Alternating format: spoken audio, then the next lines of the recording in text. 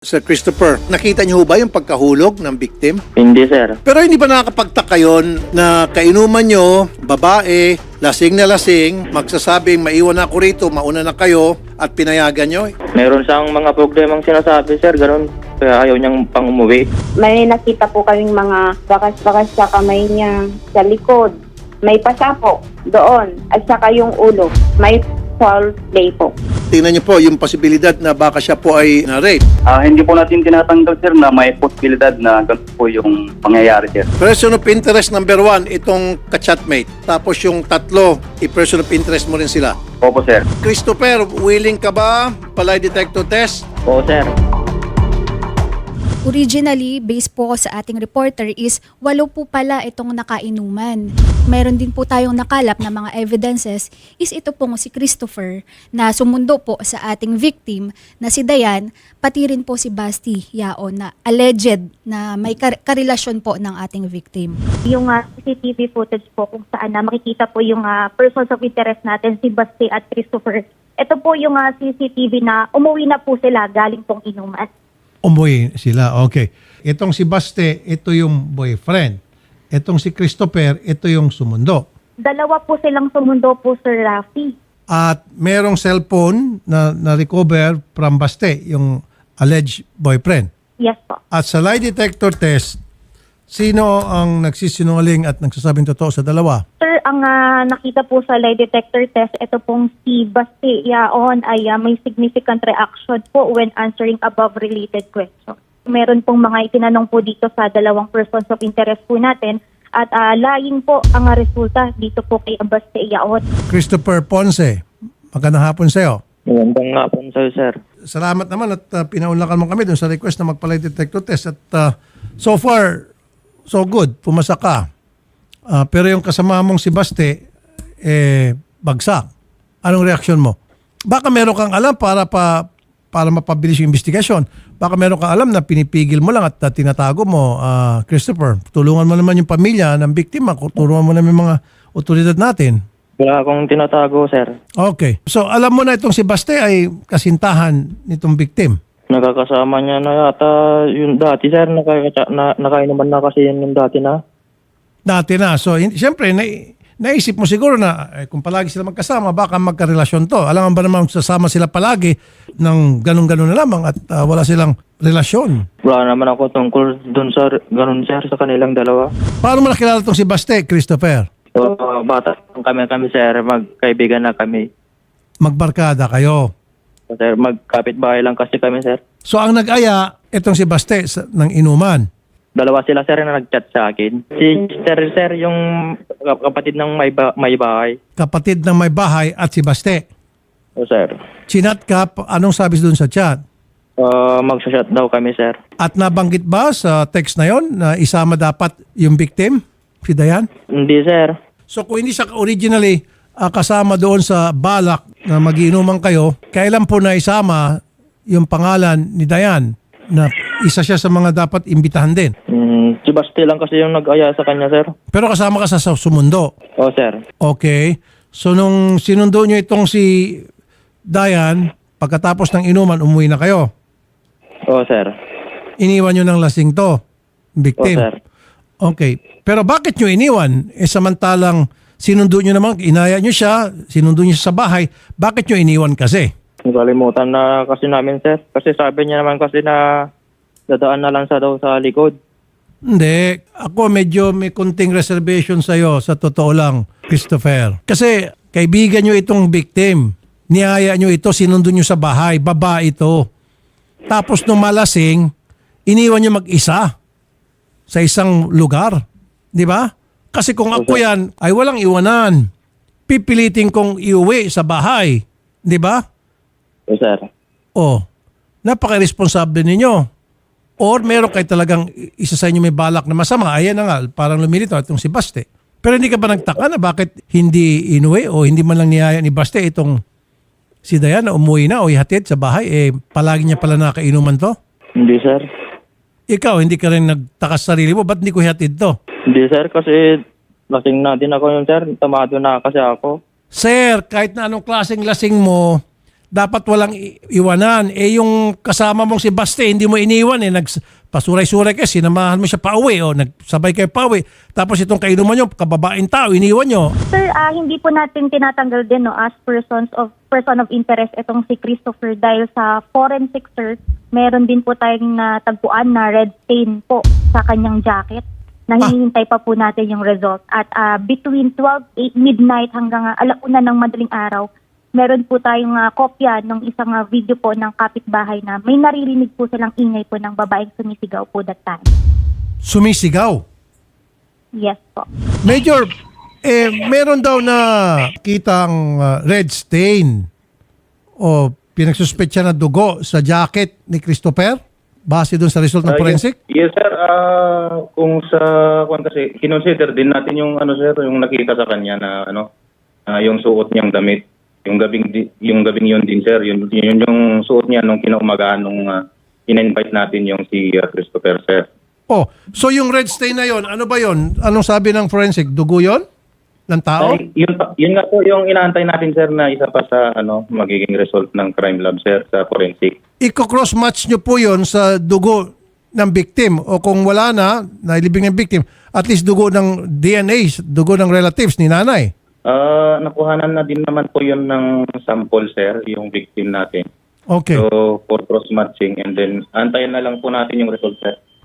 Okay, sige po. So, hindi pa natin pakawalan to si Christopher muna hanggang sa hindi lumabas yung red stain. Yes, sir. Yes, sir. Considered as person of interest pa nga natin ho. Jam, good job. Thank you, Jam. Ingat ka, Jam. Thank you po, sir. Major, magandang hapon po. Ma'am? Din po, sir. Magandang hapon. Okay, medyo okay po itong development, Major, sa lie detector test para at least magbibigay sa inyong guide paano maging direksyon ng inyong investigasyon. So itong si Baste, bagsak. Okay, so ano pong next move po ninyo, Major? Yes, sir. Try natin silang i-invite sa another pang line of questioning kung pagbibigyan tayo. Isa pa po, antayin pa natin yung other request natin from forensic laboratory kung magkakaroon pa ng mga resulta. Ano po yung mga dumating na, bumalik na? Yun po yung sir, yung sa autopsy report and then ito na nga yung pinaka-latest is itong polygraph exam na kinonduct sa dalawang person of interest natin po, sir. Doon po sa autopsy report, ano po yung cause of death? At sorry doon kay nanay meron bang signs na siya po ay nagalaw? Wala naman pong naka-indicate doon sa autopsy report in relation sa signs kung ginalaw man siya. However, yung nakikita natin cause of death ay parang nagdumugo sa ulo dahil sa pagkabagsak niya or pagkauntog. Si Baste ayaw po makipag-usap sa amin. Ano po? Ano po yung sinasabi niyang dahilan kung bakit niya iniwan? At saka isa pa, meron po mga aligasyon na karelasyon daw niya po yung biktima. Alam niyo na ho ba ito? Yun nga po, sir, may indication na mayroon silang past pero hindi pa natin naman po ito napapatunayan. However, kung may mga others pa na magsasabi na mayroon na silang dating relasyon ay i-consider din po natin yon. At yung tungkol po sa kung nakausap natin yung sinasabi yung person of interest natin, sir, ay hindi pa po sa ngayon pero itatry natin kung invite dito sa station natin for yun nga po another pagtatanong. Okay, at yung cellphone daw po hawak ni Baste pero isinorende sa inyo. Yes, sir. Ako po mas po yung kumuha doon sa cellphone kasi sabi niya yun yung cellphone ni ng victim natin kaya binigay niya po sa akin at yun nga po naging kuha natin sa custody yung cellphone. Okay, so paano po napunta kay Baste yung cellphone? Di ba iniwan niya yung victim? Accordingly ay pinulot daw na lang po niya yung yung cellphone. Hindi niya daw po alam kung cellphone niya yung napulot niya o cellphone na iba. Pinulot niya, saan niya po pinulot? Doon po sa table na doon sa pinag-inuman po nila, sir. Okay, paki-forensic na lang po kung baka meron po mga nabura-bura doon. May mga messages Yun kaya po, siguro sir. ni-recover niya kasi may mga text messages doon na binura-bura muna. Paki-forensic lang po yon. Ano po? Nay, Yes po. kahit pa paano po meron tayong konting development, kumikilos naman po yung ating PNP. Ano pong reaksyon niyo, Nay? Sa akin po, talagang gusto kong mabigyan linaw talaga po yung pagkamatay ng anak ko. At salamat din po, may development na. Maraming salamat sa tulong ni mga third police dito po. Major, bakit wala pong takip yung septic tank? Tinanong niyo po sa may-ari ng property na under construction yung bahay na may septic tank? Hindi nga natin po natanong kung bakit walang takip, pero basing sa observation naman po, ginagawa pa lang po kasi yung septic tank po. Hindi po kasi pa yung tapos, sir. So bali ongoing pa yung construction nun. Gaano kalayo po yung mismong lugar na pinag-iinuman at yung septic tank? So kung tutusin yung bahay mismo, sir, na pinag-iinuman nila, nasa likod lang mismo, about 2 steps lang, yun na po yung butas doon sa likod. However, yung pwesto kung saan sila uminom, sir, yung table na kinaroroonan nila going towards doon sa butas ay about mga 10 meters po. O medyo malayo-layo din. Bakit po niyaya dyan sa bahay na yan? Basing po doon sa interview natin sa yung anak ng may-ari ng bahay ay may konting celebration sila yung sa araw na yon. And then kinagabihan, alas 6 ng gabi, going hanggang sa gabi na, ay doon na sila nag-start na mag-inuman po sa bahay na yun, sir. And then later on po, yun man na po yung pagdating ng victim natin. Magandang hapon po, Sir Jester. Hello po, sir. Okay, tanong lang po, bakit po walang cover yung septic tank? Ginagawa pa lang po kasi yung bahay, sir. Under construction. Opo, sir. Pero dapat kung under construction, yung contractor niyan o yung mga trabado niyan tinatakpan. Hindi lamang para sa safety ng mga dumadaan, para sa safety na rin ng mga worker. Kung tutusin, may pananagutan din yung contractor. Bahay naman po yung bahay, sir. Okay, sige. Major, anyway, naglagak na po tayo ng reward money doon sa mga pagtuturok. Kasi sa ngayon, hindi pa natin sigurado kung sino talaga. Baka meron kakanta dyan at meron talagang alam.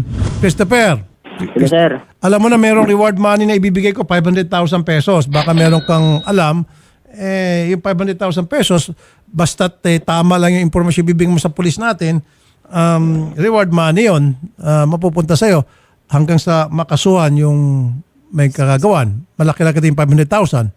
Okay? Opo, sir. Major, tuloy niyo lang po investigasyon at keep us updated, lalo si nanay. Yes, sir. Yes, sir. Opo, sir. We'll do that, sir. Sige po. Nay, sa muli kami po nakikiramay at tuloy-tuloy po ang aming ugnayan sa ating kapulisan. Nagtatrabaho naman yung mga kapulisan nyo dyan.